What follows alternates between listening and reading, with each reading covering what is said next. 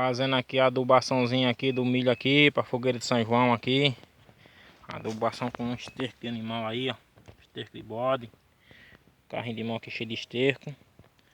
Aí, ó, observação aqui, ó. De um tronco para outro aqui, ó, esterco.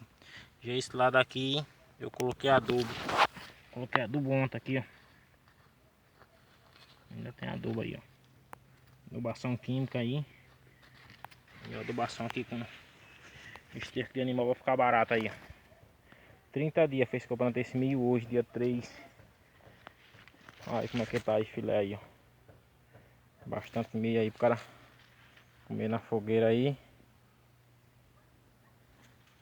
Milho aqui muito caro.